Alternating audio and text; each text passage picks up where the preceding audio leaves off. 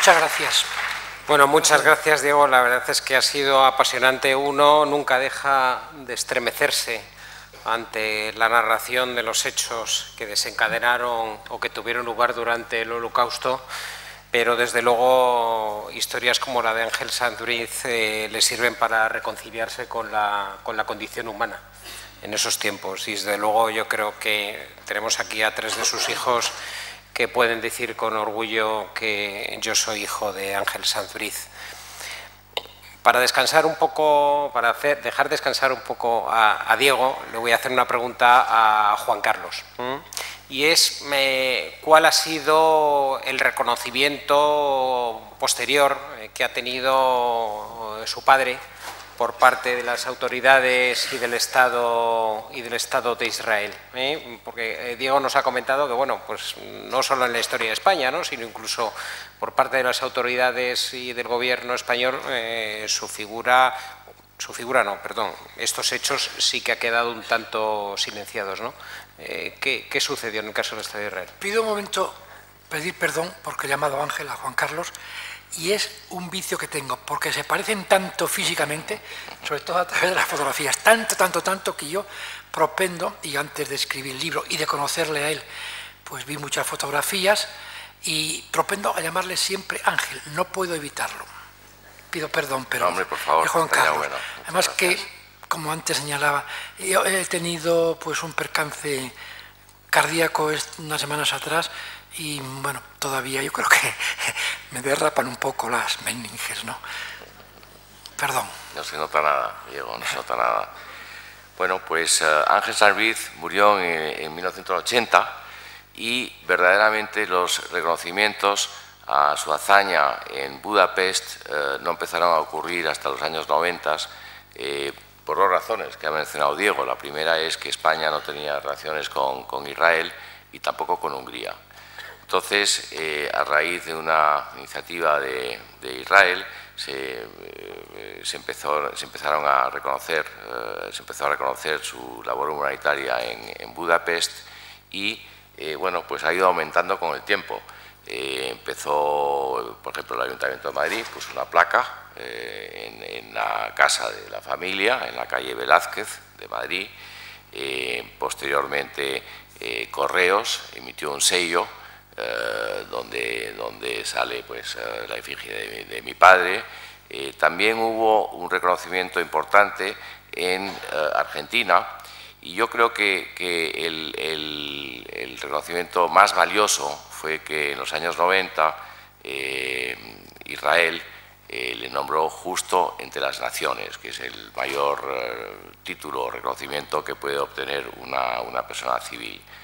Curiosamente, en los años 60, Israel también, bueno, le llamó el embajador de Israel en Holanda y le dijo, oye, Ángel, pues el gobierno de Israel ha decidido nombrarte justo entre las naciones. En aquella época, pues todavía era un tema del cual no se hablaba, ¿no? Entonces, mi padre pidió permiso al Ministerio de Asuntos Exteriores para ver si lo podía aceptar. Y bueno, pues en ese momento no era muy propicio para la política exterior española que lo aceptara y bueno, pues lo declinó. Pero ese fue, yo creo, que el reconocimiento más importante. Luego ha habido en Zaragoza, en otras ciudades, algunos reconocimientos que obviamente la familia pues siempre agradecemos muchísimo. Yo creo que lo importante es saber que mi padre, yo creo, no tenía ningún interés en recibir ningún reconocimiento público. A él le había bastado pues, haber podido tener el honor, ¿no?, la suerte de salvar a 5.000 y pico personas, 5.000 y pico seres inocentes. Eso es lo importante, eso es lo que a él de verdad le gustaba. O sea, los reconocimientos pues nunca los buscó y nunca le molestó que no hubiera recibido ningún reconocimiento en vida. Gracias, Juan Carlos. Una pregunta, bueno, yo creo que para los dos, quien queráis. ¿Sufrió, después de estos hechos, cuál fue la posición de las autoridades españolas cuando tuvieron conocimiento de lo que había hecho Ángel Sanz Briz a posteriori. Es decir, se silenció, no parece, como nos pregunta uno de los asistentes, que hubiese habido ningún tipo de represalia. Quizás la palabra represalia sea excesivamente dura, puesto que luego ocupó puestos de elevada responsabilidad en el servicio público. Pero ¿cuál fue, quiero decir, se silenció simplemente o se dejó que tuviese su recorrido en la carrera diplomática? Bueno, vamos a ver, hay diferentes etapas. Primero, no trascendió esto gran cosa. Se conocía en el ambiente diplomático. Ya, siguiendo este ejemplo, otros representantes diplomáticos en otras legaciones o de embajadas de ámbito europeo también habían prestado ayudas de diferente tipo, protección a otros grupos de judíos, prácticamente a sefardíes. En el caso de Ángel Sanz Briz, al 99,99% fueron askenazis, judíos en general. Y lo que sí hizo el gobierno español, primero, no darle mucha importancia en los primeros tiempos. Era muy difícil cambiar también en el ambiente que se vivía en España aquella propaganda de los años de la guerra y que siguieron a la guerra contra el judío, los enemigos del régimen, el judaísmo, la masonería, el comunismo, pues cambiar esa mentalidad.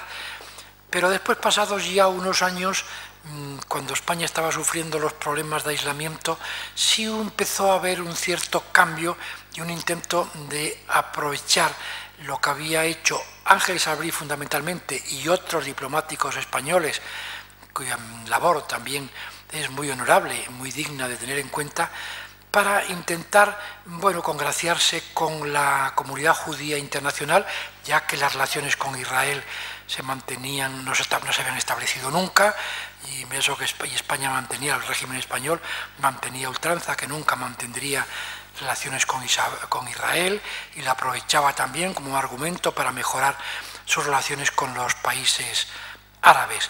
Entonces sí se intentó por diferentes vías diplomáticas, vías culturales, vías intelectuales, estrechar relaciones y hacer ver que gracias a la intervención de Franco, y se subrayaba mucho la intervención de Franco, se habían producido estas ayudas a los judíos. Yo tengo que decir que cuando hice la investigación, que fue exhaustiva, para escribir el libro que he escrito, no encontré en ningún caso, no solamente en el caso de Sanz Briz, que es el más conocido y el más importante, sino en todos los demás, sobre los cuales también escribí otro libro que se llama Entre bestias y héroes. No encontré ningún mensaje diplomático, ningún cable, ningún telegrama, ninguna instrucción para comunicando a las embajadas y legaciones o consulados que ayudasen y protegiesen a los judíos. La única que encontré, y la reproduzco, es la que les mencioné antes, la que le mandaba el ministro de Asuntos Exteriores a Sanz Briz para que saliese en defensa a ultranza de los judíos que habían sido hechos prisioneros en Budapest, a los empleados de la embajada. Pero directamente para que protegiesen a judíos no he encontrado ninguna instrucción.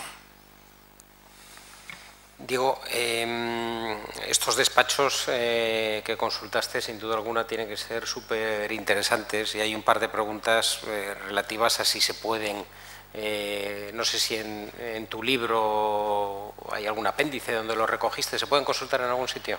En mi libro están algunos, obviamente, textuales, se recogen algunos, no todos, por supuesto. Están, en cualquier caso, a disposición de cualquier investigador, cualquier persona que pueda acreditarse con deseos de investigar, en los archivos del Ministerio de Asuntos Exteriores. Cuando yo hice esta investigación, el Ministerio estaba en el Palacio de Santa Cruz, pero en los archivos.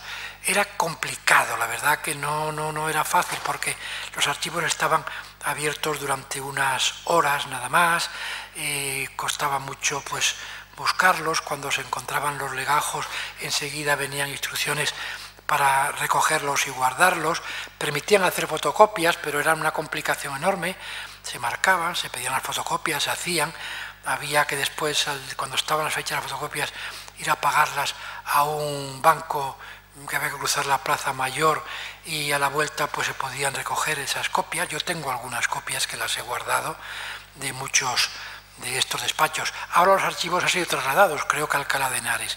Yo hace un poco tiempo que intenté hacer algunas consultas, me encontré con que además estaban cerrados porque estaban procediendo al traslado y a su reinstalación ya con mucho mejor orden en Alcalá de Henares. O sea que en este momento no puedo decirles cómo está de facilidades, pero en cualquier caso son despachos, son archivos que están abiertos y despachos que están a disposición de quien quiera consultarlos. Juan Carlos, ¿ha habido algún tipo de contacto o acercamiento por parte de las personas o de familiares de las personas que estuvieron acogidas por Sanz-Briz hacia vosotros, hacia la familia o hacia él posteriormente, indudablemente, después de la guerra? Hemos tenido mucho contacto con los hermanos Bándor, que, como comentaba Diego, eran muy pequeños y estaban refugiados en una de las casas en las casas protegidas, y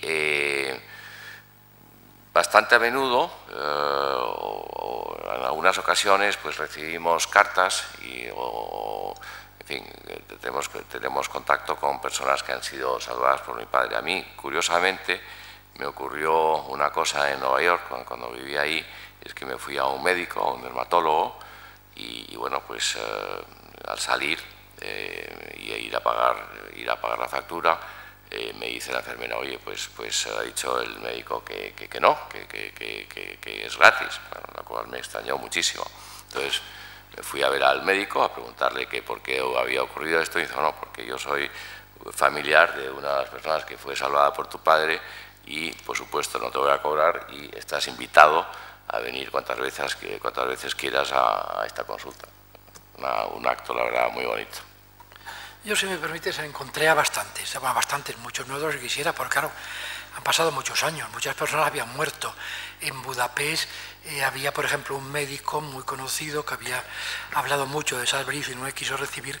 No le permitió a la familia recibirme porque estaba muy mal, ya muy grave, muy mayor, tenía 90 años, y no quería la familia que recordase estos tiempos porque se emocionaba mucho y ponían más en riesgo aún su salud. Pero sí encontré a bastantes que, de hecho, yo me animé a escribir este libro después de unos primeros intentos, después de hacer un viaje a Budapest, de encontrarme con el endiablado idioma húngaro, que no hay manera, de que la gente mayor hablaba como segunda lengua, en algunos casos, alemán. Después las siguientes generaciones ya hablaban ruso, solo los muy jóvenes hablaban inglés, con los húngaros era muy difícil entenderse. Pero si me aguantan un minuto más, les cuento cómo fue el desenlace de que me pusiese a escribir el libro. Hice un viaje, en este medio tiempo, a principios del verano, hice un viaje a Estados Unidos para dar unas conferencias en los centros Cervantes de Nueva York y de Chicago. Y allí hablé con algunos judíos que yo conocía y les conté algo de esta historia. Tampoco sabían mucho, pero no cayó en el vacío. En la comunidad judía, a pesar de estar muy dispersos, las relaciones siempre son muy estrechas. Entonces, cuando regresé de Chicago, me quedé 2 o 3 días en Nueva York, volví a hablar con una de estas personas que me llamó. Dijo: Diego, tengo noticias para ti. Y me da un teléfono y la dirección y el nombre de una señora en Baltimore, a muchos kilómetros de distancia. Esta señora ha sido salvada por Ángel Sanz-Briz, es del grupo que tú me hablaste. Y la llamé. Dice: además, esta señora está muy interesada en localizar a alguien de aquel grupo. Hablé con ella por teléfono, mantuve con ella después de nuestra conversación, una señora muy mayor. Esta señora estaba empeñada en localizar a este navarro, desertor de la Legión, que colaboró con Ángel Sanz-Briz, que debía ser un chico joven, ella también debía ser una chica joven. En fin, no sé si incluso han tenido algún ligue en la desgracia, pero lo cierto es que ella estaba empeñada en buscarle, en encontrarle, en saber si existía, si vivía. Yo me dio la impresión que además quería como legarle sus bienes, vino a decirme, ¿no?, aquella mujer, y fue una de las que me contaron muchas de las cosas que habían ocurrido. De esta persona nunca hemos conseguido saber, insisto, ni siquiera su nombre perfecto. Aparece en un libro que publicó un periodista italiano sobre Perlasca, yo creo que muy inflacionario, contando la hazaña de Perlasca como hubiese sido pues, protagonista total de esta historia o poco menos, y ahí le menciona, pero también le menciona con el nombre distorsionado como consecuencia de la complicación que tiene el traducir los apellidos vascos. Fue, en cierta forma, el propio Perlasca quien inflacionó de alguna forma su protagonismo y minimizando el de Saint-Brieuc al final de la guerra, una vez terminada la guerra. Sin duda alguna, sin duda alguna. Yo creo que sí, totalmente. Lo hizo, además, bueno, de manera yo creo que bastante descarada, buscando un protagonismo que no compartió protagonismo y tuvo unas actuaciones que son muy dignas de ser elogiadas, qué duda cabe. Pero yo creo que fundamentalmente supo vender muy bien lo que había hecho, siempre olvidándose de lo que había hecho Ángel Sabriz y que todo lo que le había hecho había sido gracias a Sabriz, a la protección de Sabriz, a que era Sabriz el que estaba detrás de todo aquello, el que se había estado jugando todo en toda aquella operación, pero él supo venderlo muy bien, supo a través también al gobierno italiano, que tenía mejores relaciones internacionales que el español para cultivar estos asuntos, el que pues influyó más directamente cerca de las autoridades israelíes para que le hiciesen justo entre naciones o justo de la humanidad, el título que lleva esta conferencia. Y también posteriormente, en un momento determinado, cuando ya trascendió todo esto y también ya el gobierno español tuvo conciencia plena de lo que había hecho Sabriz y empezaron los reconocimientos a Sabriz, sé que en el gobierno español, ya en plena democracia, pues se plantearon dudas y debates internos, sobre todo dentro del Ministerio de Asuntos Exteriores. Si considerar a Perlasca como un impostor, haciéndose pasar por representante diplomático español, cosa que no era, que no había sido, que se había hecho pasar por esto, o a cambio valorar la parte humanitaria de lo que había hecho. Y en el gobierno español pues acabó triunfando esta tesis y acabó concediéndose una condecoración a Perlasca, que vino a recibir a España en su momento. Pero en fin, yo creo que aquí no sería muy mal intentar establecer una polémica entre Perlasca y Ángel Sabriz, porque yo creo que bueno, los méritos de ambos están bastante diferenciados y bastante estratificados, diría yo, pero en cualquier caso son méritos de dos personalidades, dos personas que contribuyeron a algo muy importante para el mundo judío, que es lo que ya dice el Talmud, que quien salva a una persona es tan importante como si hubiese salvado a toda la humanidad. Y estos dos, los dos han salvado a muchas personas o contribuido a salvar a muchas personas. Por lo tanto, establecer algún tipo de polémica, pues yo creo que yo personalmente me niego completamente a hacerlo, aunque no puedo ocultar que de todo lo que investigué, de todo lo que fui descubriendo, averiguando, oyendo, escuchando, pues hombre, yo creo que Ángel Sabriz es el que tuvo el protagonismo máximo en esta historia. Dos últimas cuestiones para terminar, una para cada uno y lo más rápidamente posible, por favor. A lo mejor al escuchar tu conferencia, Diego, pues muchas personas se plantean el ver la serie de televisión sobre el Ángel de Budapest o bajársela a internet, comprarla, lo que sea, ¿no? Primero, ¿qué opinas de la serie? Y en segundo lugar, nos pregunta un asistente que en la película, en la serie, se narra que se perdió completamente el rastro de la secretaria personal de Ángel Sabriz y qué hay de ello, ¿no? Al margen de que hay un montón de felicitaciones para ti por lo bien que narras los hechos. Realmente se perdió la memoria de todos los empleados de la embajada. Lo único que se salvó de toda aquella peripecia y que sepamos fue Perlasca. Los funcionarios de la embajada, sé alguno que murió en un tiroteo en plena calle de Budapest en los días siguientes. De la secretaria, que era francesa, no hemos conseguido saber nada, tampoco de su hijo, que se llama Gastón. Yo hice averiguaciones a través de personas que podían conocerles. En fin, aquí en España vivía y vive la que había sido la mujer de Wallenberg, del enviado por Suecia para participar por parte de Suecia en la ayuda a los judíos. Traté mucho con ella, no fui capaz de saber nada por ningún lado y sé que otros investigadores tampoco lo supieron. La llegada de los soviéticos a Budapest pues creó una nebulosa, hizo, pues ya saben ustedes cómo se comportaban los comunistas en esa etapa.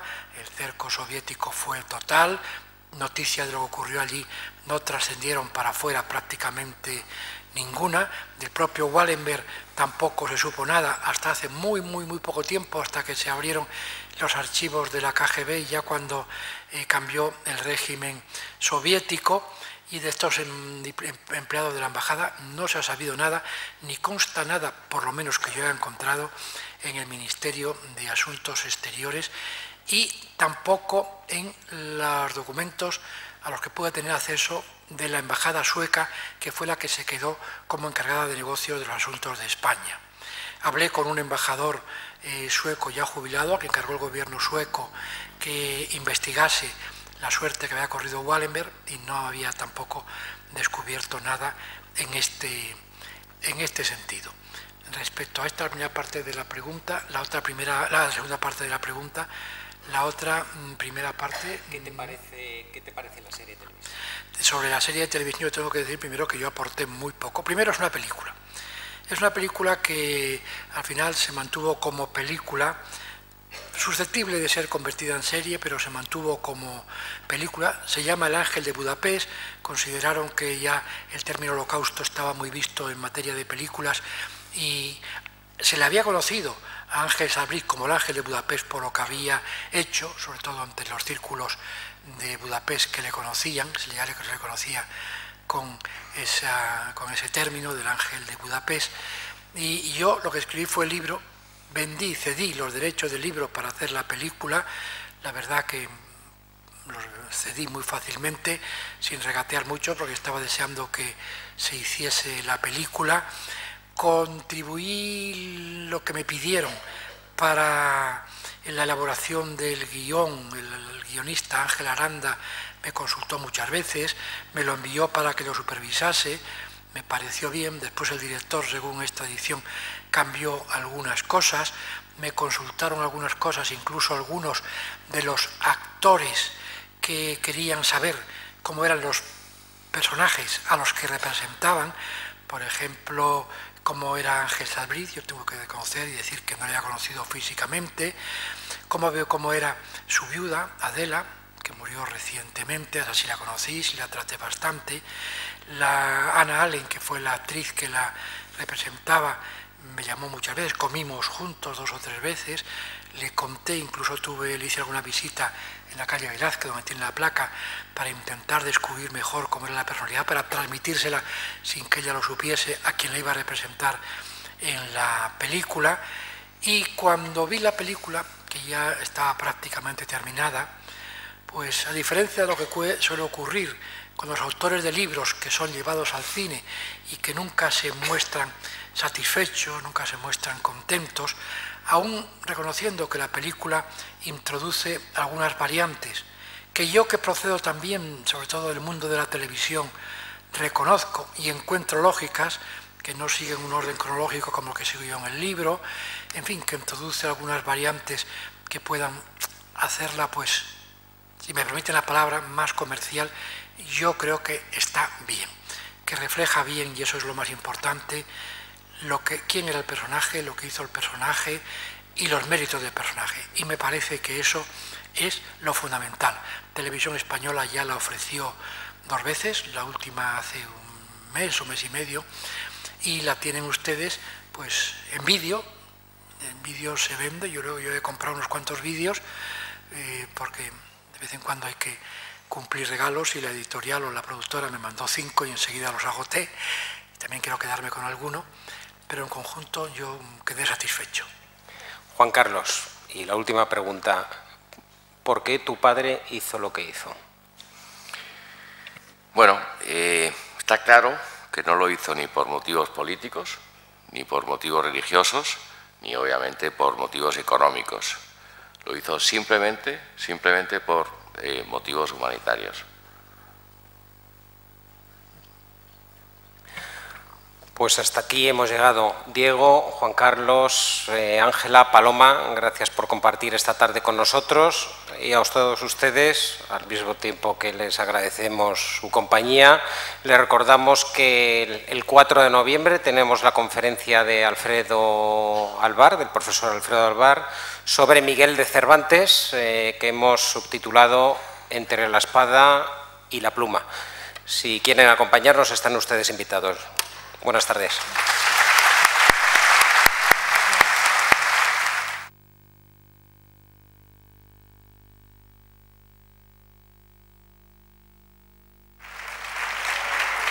Gracias, y estos aplausos para Ángel Salvi.